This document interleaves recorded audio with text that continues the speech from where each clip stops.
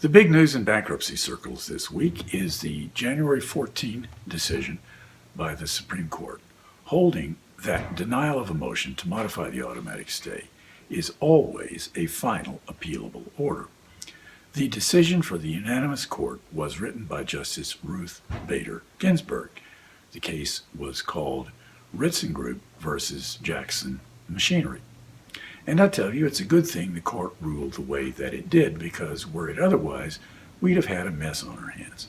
If the court had said that lift stay motions are not always appealable, well then, every time there was an appeal, the first issue is this: is the order below a final and appealable order, or is it not? And now we know that it always is, at least if the decision modifying or not modifying the stay is with prejudice. Now, there's a, shall we say, a hooker in Justice Ginsburg's decision that may cause some consternation in the future.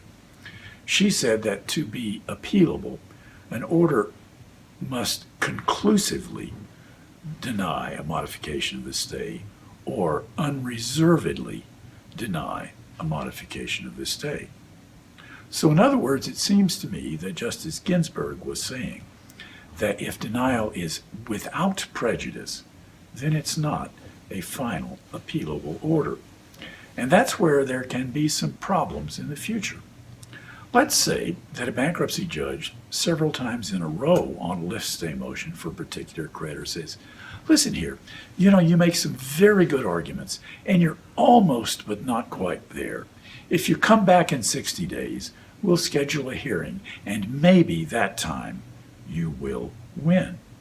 Now that's clearly, I think, an interlocutory order, but if it's done often enough, it could hamstring a creditor and prevent the creditor from appealing.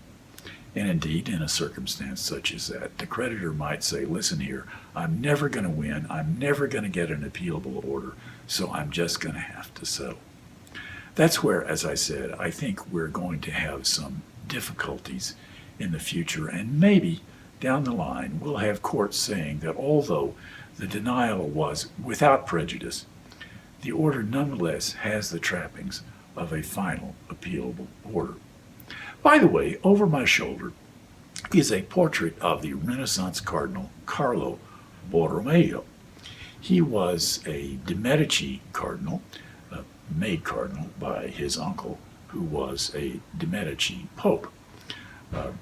Cardinal Borromeo was beatified just a few years after his death because it was said that he miraculously avoided assassination.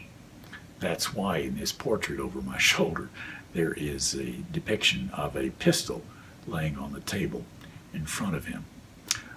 Cardinal Borromeo was, by the way, a reformer within the Catholic Church, and that's why I think he is revered in some circles today.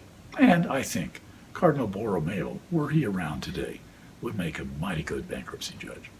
I am Bill Rochelle, Editor-at-Large for American Bankruptcy Institute. I sign off for now. We'll see you same time next week, and it's possible that next week we may have another decision from the Supreme Court, this time involving Puerto Rico and its debt arrangement under PROMESA.